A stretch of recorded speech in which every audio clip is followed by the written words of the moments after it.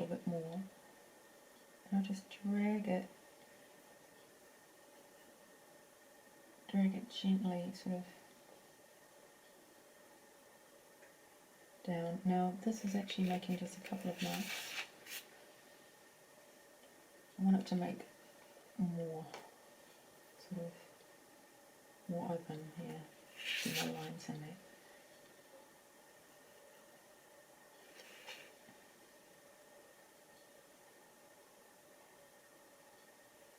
And I'm following the curve, really important to follow the curve of where you imagine the petals. And I just start gently from the top of where the highlight is and work to the bottom. Now, that's sort of the beginning stages, but it's a good place to warm up right there because it needs to get a bit darker anyway.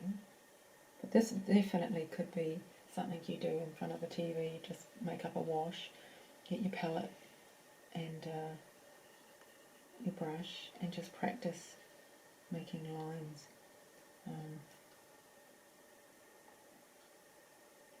I want it to be light enough. I don't want my lines too dark just yet. I want them to be quite light because our flowers on this side is very sort of hotly lit and it's quite soft in the colour. Let's see which way, and also it's sort of about the angle, you kind of got to get a nice arch going, but if I just do a few, you may not necessarily see it so much straight away, but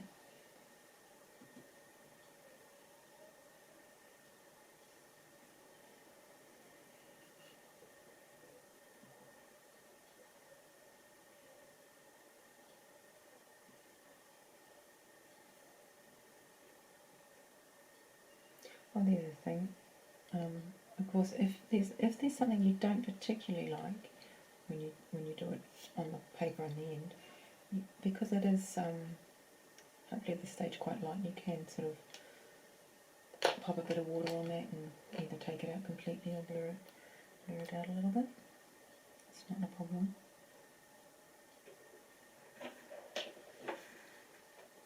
So just want to follow the curve.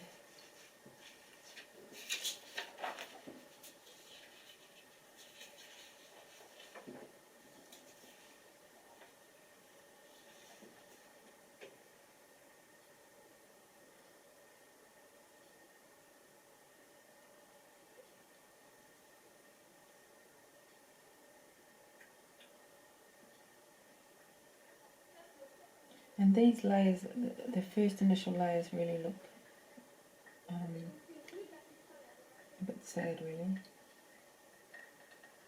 I find even this sort of needs a few layers to start looking its best, like everything in watercolour.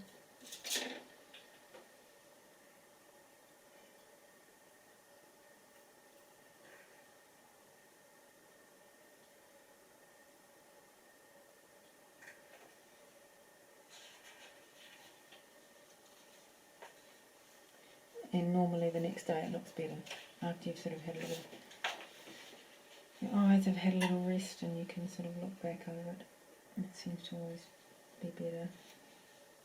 So I'm just following the curve, popping in a few lines.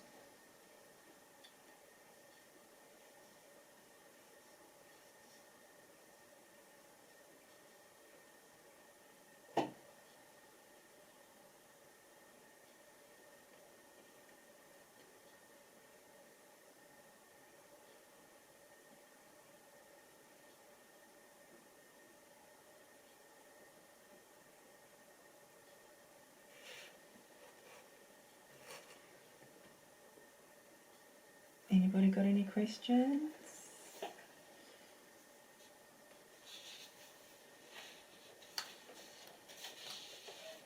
Not in the moment. Okay, that's good. And the other thing I would say is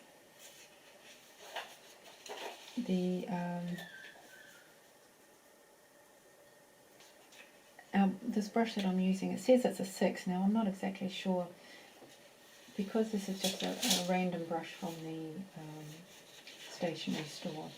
Their numbering may not be the same as, for instance, some of our more expensive proper watercolour brushes. They have a different numbering system perhaps. So I'm not sure if this is a true 6 or not. I would say definitely something a little bit smaller than a 6 would be helpful as well, in this, so that you can get into the smaller areas. Because once you sort of do splay it out, it can get quite wide, and you may not want quite that much coverage in little places, so you might want a smaller brush to help you do that. So that might be worth sort of having a little look at something a little bit smaller. Mm-hmm. Yeah. Oh, yeah.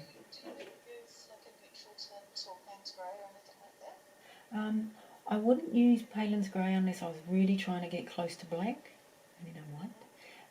But for this, we will go over this.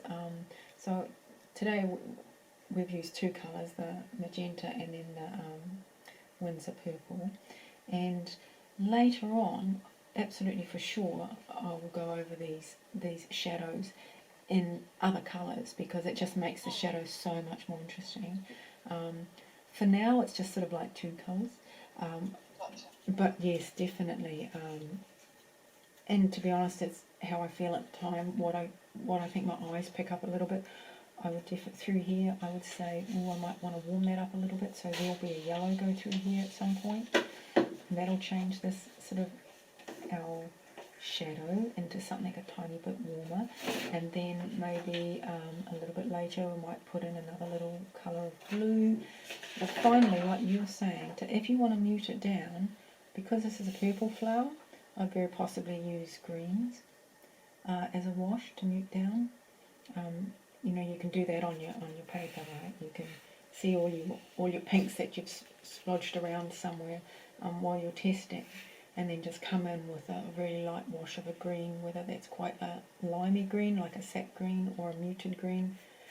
But I'll go through that with you, because that's kind of another stage, and we'll get to there. A nice sagey green that I'm loving at the moment. And I'll pop that on, and that really, knocks things back and helps you get dimension, like helps you get a 3D effect. It pushes things back into the distance as well. That can be helpful when things are muted. So not only does it make the colour, give the colour more depth, it sort of mutes whatever colour we've got. And that is something that I will do for sure. So for now, we've got, whilst I'm just sort of playing, we've got for you to go over the whole petal and just sort of redefine all your shadows and start building those up. And we did that with the Windsor purple, really, after we did our first layer of our layer of magenta, and to really get that into a place where it's much more looking like the petal we see before us, and where those shadows are and things like that. And then I would definitely say over the week, if you can, just practice, because you'll need it. Practice making. In fact, it's easier, obviously, and it's more interesting to use different colours. But for instance, if you just pop in any colour, it doesn't matter, you're not putting it on your paper, any colour on your brush, and then just seeing what the effect is when you splay it out, because it really does get a lot lighter. As soon as you do that, it seems to be much lighter than the actual wash colour that it is. So that would be good to get sort of used to that, used to sort of just doing long lines, used to doing curves and things, because we'll get into a lot of that in a little bit. So that might be helpful. Any tips on that, Bronwyn? She's been trying for a few weeks to do that. I know. And to be honest, I mean, I don't even know how I got to do it, but I did. Somehow I was doing it, and you know, I've been probably mucking around doing it for years, right? So don't expect that you will get to a point where, and even now I don't think it's really controllable. It's a little bit still random. Sort of doing it and what you think you want to get and what your brush wants to give you are kind of different things. But from here, for instance, I would start putting on a few more layers of different things, like a blue. We're definitely going to get into some cobalt blue, I think, or maybe an ultramarine blue if you've got something sort of cool blue, really. So I think that's probably it for this lesson. If you get that done, that will be great. We'll do the same thing on this flower. We might get all the way around to that one next week. So then we've got our basic shape whilst you do some practice, and then we can get on to the fun details, I would say. Alright, everyone, any final questions, thoughts, comments?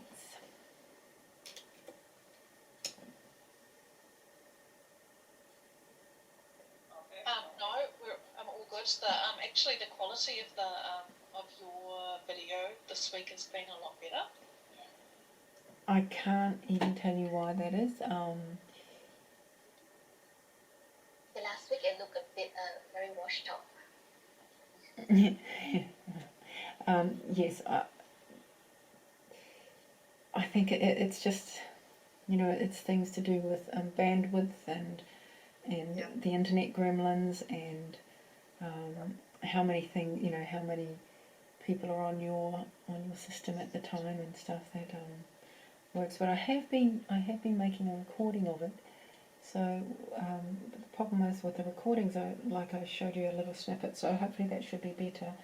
I've got to try and smallen it down for you to a size that's not gigantic. But I've got to smallen it down in a way that it doesn't lose too much of its quality. You know, so you've got to sort of the smaller the file size goes, the less quality you get. So there's that balance between the two. So I'll be working on that today, and I'll send that through, and I'll send the photos through, so you can sort of see our second layer, and you can work on that. And Winnie can work on it all, because Winnie hasn't done any of it. But that's okay, Winnie. Alright, so I'll let you all go, and feel free to ask me any questions over the week, or send me a photo of your work if you feel like you want something answered, or any feedback from me. I'm happy to do that. And otherwise, I will see you next week. Thank you. Alright, everyone, have a great week, won't you? You too. Okay, bye-bye.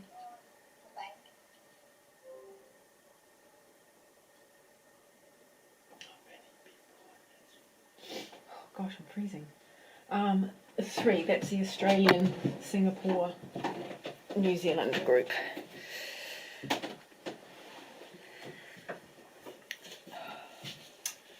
So, have you print some more stuff? Now, okay, you know what, you can always print some. If you just want to print a couple of pages and you don't want to open up the thing, Pat will do it, you know she will, right?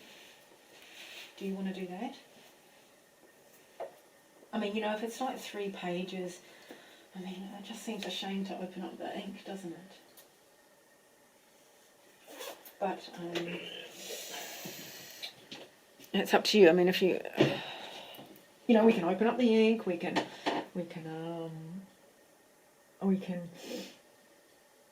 seal it really well afterwards. You know, when we leave, and I mean, seal it even after now, so that we don't leave it to the last minute. Know that it's sealed. It shouldn't really do anything if we seal it properly. You know, like that little plastic thing that gets opened. If we put tape on that, it's sealed, right? And it should keep just its amount, you know, drying out. So